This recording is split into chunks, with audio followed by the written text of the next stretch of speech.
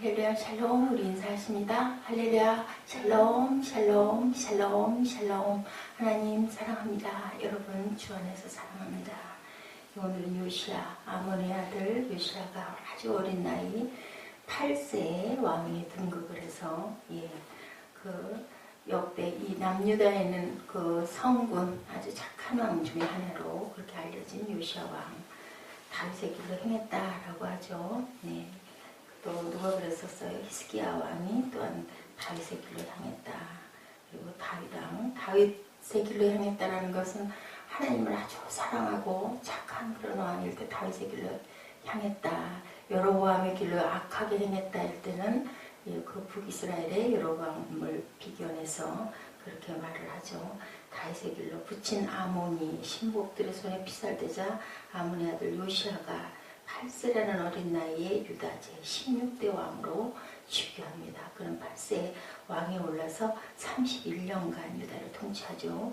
요시야는 선왕인 아몬의 극심한 우상 숭배를 그 어린 나이에 등극을 해가지고도 개혁을 하고 철저하게 하나님의 중심의 삶을 사는 그런 아주 성군입니다. 다윗의 길로 행하니 좌로나 우로나 치우치 아니하였다. 다윗의 길은 여로보암의 길과 대조되죠. 그리고 하나님 뜻에 합당한 삶을 살아가는 왕들의 척도의 기준이 됩니다.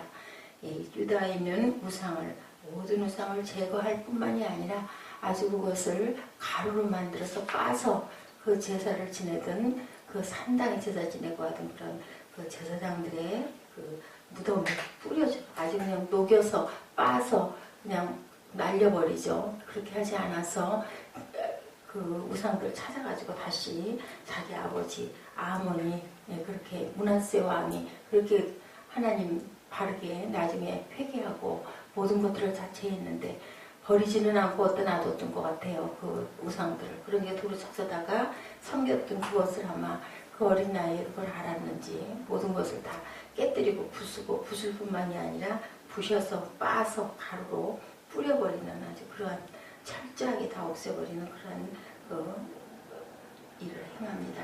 이스라엘은 우상을 모두 다 제거하고 그리고 또한 그 뒤에 율법책을 또 발견하는 그러한 역사가 일어나는 말씀이 쭉 이렇게 이어지고 있습니다. 사마리아의 가증한 것들, 베델의 가증한 우상들, 모든 우상을 제하는 것들이 열왕기하 23장 15절 19절에 증거하고 있습니다. 성전을 수리하죠. 요시야는 즉위한 지 18년에 그동안 더럽혀졌던 조금 더 젊은 한 20세쯤 그렇게 등극을 했더라면 바로 할 건데 그러지를 못합니다. 히스기야 왕은 젊은 나이에 등극을 해서 바로 개혁을 하는데 요시야 왕은 나이가 어려가지고 18년이 지난 다음에 요시야 왕은 성전 수리를 위해서 아살랴의 아들 사번과 부윤 마세야와 서기관 요아스의 아들 요아를 대제사장 hil기야에게 보내죠. hil기야는 요시야의 서기관에서 돈을 받아서 그 돈을 여호와의 전 역사를 감독하는 자의 손에 붙여 성전 수리의 사역을 감당하게 합니다. 그래서 요시야가 성전을 수리하고 역대하에 열왕기하 12장 10절에 그리고 또한 율법책을 발견을 해서 하나님의 율법을 알게 되는 아주 다행스러운 일이 일어나서 요시야가 그것을 배우죠. 율법책을 발견한 hil기야는 서기관 사반에게 이 사실을 알려서 왕께 보고합니다. 율법책이 발견되었다는 사실, 요시야의 개혁정책에 획기적인 전기를 마련하는 아주 귀한 그러한 발견이 이루어집니다. 지금까지 율법의 구체적인 내용을 요시야는 알지 못하고 있었어요. 정말 다행한 일이죠. 개혁을 추진하면서 구체적으로 어떻게 해야 될 것인지 목표가 확실치 않았는데 그 율법책에 근거해서 이 성전 개혁운동에 박차가 가해집니다. 성도를 위한 연보, 그리고 모세로 세우신 규례와 법도 이런 모든 것들이 온전하게 자리를 잡게 되는 그런 계기가 되죠. 하나님을 경외하는 것이 지식의 근본이다. 잠언 1장 7절이죠. 그 모든 것들, 그 지혜가 하나님의 말씀으로 비록됨을 이제는 요시야가 깨닫게 되는 아주 귀한 계기. 예언과 언약을 갱신하는 그러한 일이 일어납니다. 풀다가 예언하죠. 서기관 사반은 요시야 왕에게 율법책을 발견한 사실과 경위를 설명하고 왕 앞에서 율법책을 읽습니다. 사반이 낭독하는 율법의 내용을 들은 유다왕 요시야는 이내 자기 옷을 찢죠. 왜 그랬을까요? 깨달은 거죠. 정말 우리가 너무 악하고 너무 잘못했다라는 것을 깨달고 옷을 찢고 그러한 것들을 형식과 의식화되기도 한 그 모든 것들, 그런 상징적인 의미들을 이제는 새롭게 깨달은 계기가 돼서 애통한 것은 이스라엘 열조의 하나님의 말씀을 지키지 않았던 것, 야훼 진노에 대한 두려움에 대해서 이 옷을 찢습니다. 어린 나이에 왕이 되고 그리고 나서 율법책이 발견돼서 새롭게 처음 알면서 정말로 우리가 큰 죄악 중에 있었다는 것을 깊이 깨달은 그런 계기가 되죠. 그래서 유다 왕 요시야는 신하들에게 유다의 앞날에 대해서 야훼에게 묻도록 그렇게 지시를 합니다. 요시야 왕의 명을 받아 유다의 앞날에 대해 물으러 간 자들은 여선지 훌다를 찾게 되죠. 훌다는 유다에 대한 하나님의 심판을 예언하면서 요시야에 대한 하나님의 긍휼을 선포합니다.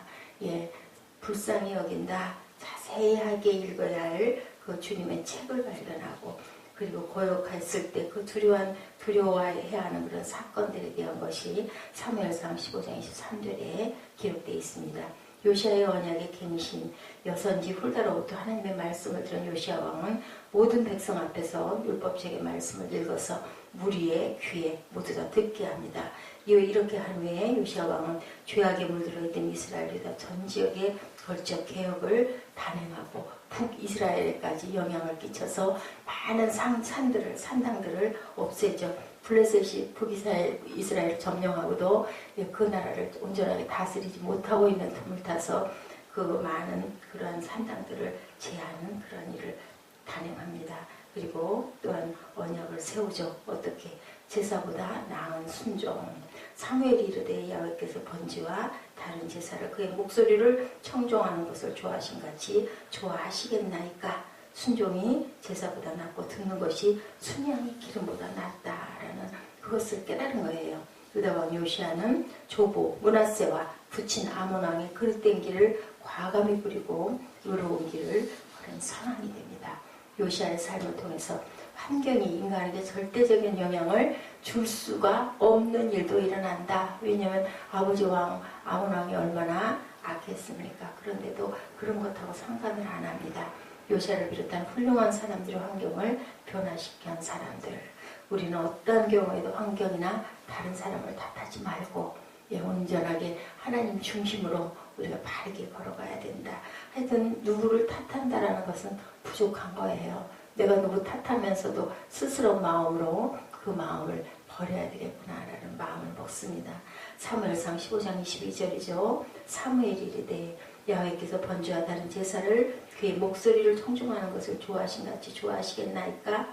순종이 제사보다 낫고 듣는 것이 순양의 기름보다 낫다. 우리가 늘 많이 묵상하는 말씀입니다. 이는 거역하는 것은 점치는 죄와 같고 완고한 것은 사신 오상에게 절하는 죄와 같습니다. 왕이 야훼 말씀을 버렸으므로 야훼께서도 왕을 버려 왕이 되지 못하게 하셨나이다. 사울왕 버릴 때 이렇게 사무엘이 말하죠. 사울이 사무엘에게 이르되 내가 범죄하였나이다. 내가 야훼의 명령과 당신의 말씀을 어긴 것은 백성을 두려워하여 그들의 말을 청종하였습니다. 사람에게 좋게 보이게 하기 위해서 하나님을 거역하고 기다려야 되는 사무엘 기다리지 않고 본인이 제단을 드린 그 일, 그죠? 결국은 하나님께 버림을 받습니다. 청하오니 지금 내 죄를 사하고 나와 함께 돌아가 나로 하여금 야훼를 경배하게 하소서. 그때 이렇게 고백하고 회개했으면 완전히 돌이켰어야 되는데 결국은 또 하나님을 거역하는 일들을 함으로 하나님의 사울을 버립니다. 여기서 요시야에 관한 이야기가 우리가 쭉 이렇게 보았던 것처럼 개혁에 손을 대기 시작한 것은 12년이라는 오랜 세월 후였다. 3절에 나타나 있죠. 히스기야처럼 즉시 그 일에 착수할 수 없었던 것, 나이가 어렸기 때문에. 그러나 매우 훌륭히 다스립니다. 하나님을 시인했고 다윗의 길을 쫓았고 좌우로 치우침이 없었다. 이 양쪽에도 모두 잘못이 있었기 때문에 할아버지도 아버지도 따르지 않고 하나님의 그 율법대로 율례대로 완전하게 걸어갑니다. 16이라는 어린 나이에 하나님을 비로소 구합니다. 그 율법책이 발견됨으로 그가 므낫세와 같이 훌륭한 가르침을 받지 못했으리라는 것은 왜 그랬을까요? 아버지가 있었기 때문에 그 후광으로. 그런데도 불구하고 젊은 사람들이 이해할 수 있는 연령에 도달했을 때 하나님을 구하기 시작을 합니다. 그들의 의무인 동시에 또한 우리에게 유익이 될 수 있고 하나님의 보호를 받을 수 있다는 것을 깨닫는 거죠. 하나님을 구해 나아가는 그 행위로 인하여 12년째 되던 해에 결국 하나님의 통치가 그의 손에서 이루어져 나가게 됩니다. 산당과 목성과 우상과 제단 그리고 우상의 모든 기구들을 3절 4절에 회파하죠. 므낫세처럼 그것을 버렸을 뿐 아니라 부수어서 아예 가루로 만드는 아주 철저하게 12년째 된 해부터 이런 일들을 조금씩 해나가죠. 그리고 나서 선한 사업이 반대에 부딪혔을 때 6년 후 율법책을 발견할 때까지 완전히 행하지 못하다가 그 책을 발견하고는 힘을 얻어서 단행해 나가는 그러한 일들, 그리고 성전 수리 사업에 다시 힘을 썼죠. 8절에서 13절 내용이 나와 있습니다. 왕은 성전을 수리하도록 8절에 명합니다. 더럽혀졌던 성전을 정결하게 정돈하죠. 우리 마음에 있는 영적인 내면의 것들도 이렇게 우리가 깨끗하게 정리를 해야 되겠죠. 가면 그냥 놔두면 어떻게 해요? 쌓이잖아요. 우리 집안 청소해 보면은 금방 며칠 안 됐는데도 먼지가 쌓인 것처럼 우리 마음의 성전도 그렇게 청결하게 해야 되겠죠. 이렇게 귀한 일들을 했던 그런 그 요시야 왕, 이렇게 육체적인 노동을 하기에 적합한 자들을 또 찾아서 여러 가지 일들을 하도록 분배하는 일도 해나가는 그런 것을 봅니다. 이렇게 서로 사랑하고 서로 존중하고 섬기도록 했던 그 일들, 이렇게 부담하고 모든 일들을 한꺼번에 한 사람이 한 게 아니라 여러 사람들이 감독할 수 있도록 모든 사람들을 분배하는 일들을 하죠. 이것은 모든 것들이 어떻게 해서 그렇게 되느냐. 요시야는 명령을 내릴 때 하나님을 그의 하나님 야훼라 그렇게 부르며 성심으로 하나님을 사랑하는 자들은 그의 전에 거하기를 사랑하게 될 것이다 이렇게 선포합니다. 그 일에 대해 충분히 관심을 기울이고 레위 사람들은 성읍을 돌아다니며 성전을 위한 돈을 거두어서 8절에 언급된 세 사람의 보관인들에게 이렇게 나눠주는, 나누는 일들을 이렇게 하게 하죠. 10절 11절에 이렇게 작게 크게 모든 일들을 근면하게 하도록 하는 그런 일들을 우리가 봅니다. 따라서 그들의 근면한 것들은 정직하게 했기 때문에 신임을 얻었을 것이라는 것을 우리가 알 수 있고, 감독관들은 독창적인 자들이었다는 것을 알 수 있는데 이 일을 감독하는 자들은 음악에 익숙한 자들이다 라고 적혀 있어요. 그들이 음악에 재주가 있었다는 것, 왜 그랬을까? 건축하는데 유용했다라는 말이 아니라 그들이 재치있고 독창적인 사람이라는 증거가 되었다. 음악을 하는 사람들이 상당히 그 재능이 있는 사람들이죠. 또한 영적인 감각이 뛰어난 사람들입니다. 특히 그들은 수학에까지 재능이 있어서 이 일을 맡을 만한 자격이 충분했다. 재치 있는 자들은 선한 일이나 친구를 돕는 일이나 공적인 일을 맡을 기회가 주어져 그들이 재치를 사용하게 될 때는 슬기로운 자들이 된다. 잘 사람을 사용해서 써야 되겠죠. 이 일에서 얼마나 다양히 하나님께서 그 선물을 분배하시는지를 관찰해보고, 그런 담보하는 자들, 육체적인 노동을 하기에 적합한 자들은 또한 그 자리에 앉혔다. 또한 사람들은 음악에 익숙하였고 일하는 자들은 감독하였고 서기관이나 관리가 된 자들도 있었다. 자기 자리에 적합하게 앉혔을 때 그 일을 온전하게 이뤄나갈 수 있었다는 거죠. 전자의 사람들이 손이었다면 후자의 사람들은 머리가 되었다. 그들은 서로가 필요했으며 일하는 데는 두 종류의 사람이, 몸을 쓰는 사람과 머리를 쓰는 사람이 다 필요하다. 한 가지만 있어서는 안 되죠. 그런데 그것을 할 때 어떻게 해야 되냐? 결국은 사랑입니다. 서로 사랑으로 존중해주고 섬기고, 또 다른 은사와 기질의 혜택을 하나님 교회의 이익을 위해서 우리가 활용한 것을 이러한 그 요시야 왕의 그 정치에서도 우리가 볼 수가 있다라는 겁니다. 여기서 우리가 국경을 뛰어넘은 애국, 그죠? 애국을 행했던 그러한 분을 한 분 제가 발췌해봤습니다. 1904년 러시아와 일본의 전쟁을 주재하러 조선이라는 나라로 떠났던 어니스트 토마스 베델이라는 영국 기자가 있었어요. 단순히 기사를 취재하러 왔는데, 우리나라 땅에, 조선 땅에 왔는데, 조선 사람들이 착한 성품과 후한 인심의 인상을 받아가지고 그만 이 나라를 굉장히 사랑하게 되었다 그래요. 그래서 낯선 땅인데 조선들의 사람들에게 많은 도움을 주어야 되겠다라고 그 생각을 하고요. 취재하던 전쟁이 끝난 후에도 조선에 계속 머무르면서 사람들을 위해서 할 수 있는 일을 찾아다녔다고 그래요. 여러분 들으셨죠? 대한매일신보 옛날에 신문입니다. 그 신문을 창간을 하고 독립운동을 하는 그러한 그 회사에, 독립운동가들을 회사에 취직을 시킵니다.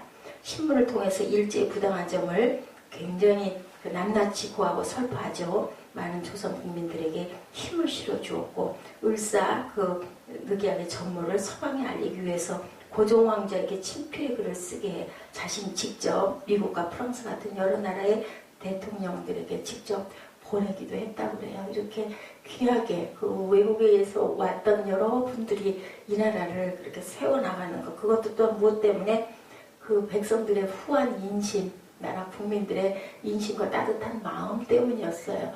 그래서 결국은 뭐예요? 온정밖에, 사랑밖에는 없죠. 그로 인해서 그 외국인이었는데도 불구하고 투옥이 돼서 그렇게 된 베델은 조선을 향한 사랑을 결국 멈추지 않다가 그 옥고를 치르고 고통을 받다가 37이라는 젊은 나이에 이 땅에서 돌아갑니다. 1909년 37세의 나이로 조선 땅에서 병에 걸려 그만 죽고 말죠. 죽으면서 이렇게 얘기했다고 그래요. 나는 죽지만 대한매일신보는 계속해서 살아서 한국 사람들을 구했으면 좋겠습니다. 예, 애국이란 말, 그죠? 우리나라 본인의 나라를 위해서 애국을 하는데, 이분은 그 먼 타국에 와가지고 이 나라를 위해서 그렇게 마음을 들이고 몸을 들이고 결국은 그러다가 옥고를 치르고 병 걸려 돌아가고, 그런데도 끝까지 그 대한매일신보가 오랜 세월 동안 오죠. 예, 이렇게 해서 자신에게 중요한 것은 모국의 욕구가 아니고 뭐였을까요? 힘들게 재건된 우리나라, 그 애국, 왜 그랬을까요? 하나라는 거죠. 하나님의 그 땅 안에서 세계가 하나라는 것을 이렇게 실천하고 간 이런 그 베델이라는 기자의 이야기, 참 아름다운 이야기, 우리보다도 저보다도 훨씬 더 훌륭하게 하나님 그리고 그 사랑을 실천한 그러한 분입니다. 또한 이 찬송의 그 탄생 배경이 하나 있는데요. 작곡가인 프레디 레만, 그 사람은 독일에서 태어나 미국에서 목회자가 되어서 시골교회 사역을 하면서 그 사람의 취미는 또한 찬송시를 쓰는 것이었다고 그래요.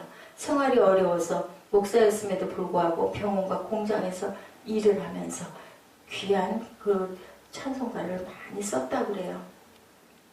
그래서 많은 찬송가들을 써서 하루를 두루마리로 삼고 세상의 모든 갈대와 나뭇가지와 초목을 펜으로 삼고 온 세상의 바닷물을 잉크로 채우고 온 인류가 다 능숙한 서기관이라고 해도 하나님의 크신 은혜와 사랑을 그리고 위대하신 이야기를 다 적을 수 없다.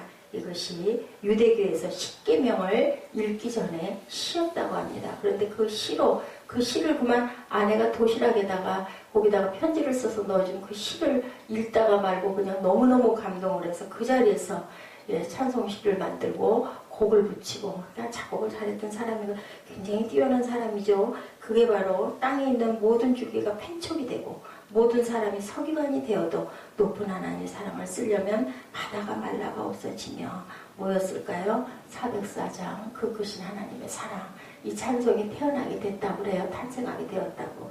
이렇게 이 곡은 처음부터 마지막 3절까지 여러분 뭐로 되어 있어요? 하나님의 사랑으로 되어 있어요. 이 레만이라는 그 기자도 마찬가지고 이분 역시도 2절에는 믿는 자들의 죄를 사해 주신 사랑, 3절에는 쌓아도 쌓아지지 않는 그런 하나님의 사랑을 표현하고 있다고 합니다.